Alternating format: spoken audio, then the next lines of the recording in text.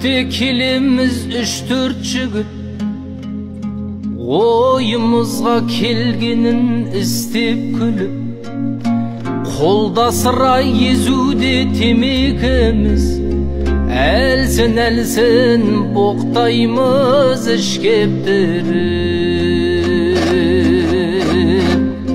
Бірімізге біріміз айбар беріп, дәл біздей мықты жігіт қайдан дедік, арқырап адуындап сөйлегенде, қалтырап селкілдейді қайран көлік. Ей, басқалар біздің жайды ұғынбайды, сыйластық тектен текке құрылмайды дегенде, бір досымның қалтасынан телефон қайта-қайта шырылдайды.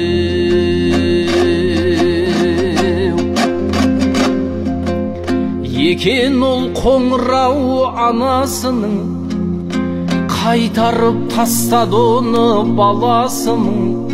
Сұрадым мен, неге алмайсың қоңырауды, сол емес пе өмірлік жанашырым. Досым айтты демеңдер, ес білмейді, бұрыннан жоқшылықта өстім дейді.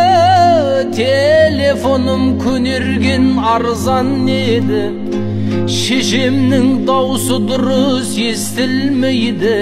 Ей, байқамады ол қателік қылғандығын, жетесіздік желкеден ұрғандығын. Байқамады ол сол арзан телефонға ең қымбат адам соғып тұрғандығын.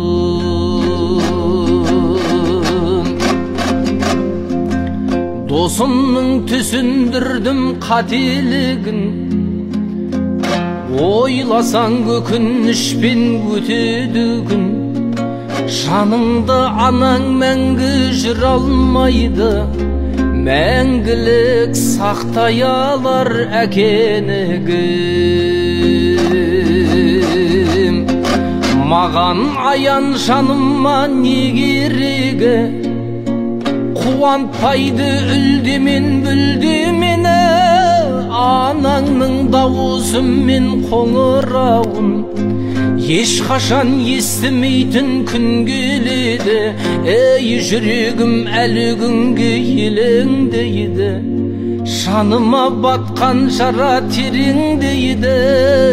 Өмірде 100 телефон көнерсе де, ата-анаға сағыныш көнермейді.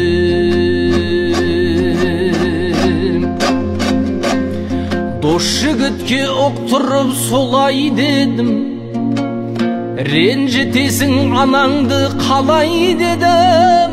Қайтадан хабарласты анасына, жүзінен бір бақытты арай көрдім. Ал мен болсам ең қымбат айфоныма, көзден жасым тамшылап қарай бердім. Ал мен болсам ең қымбат айфоныма, көзден жасым тамшылап қарай бердім.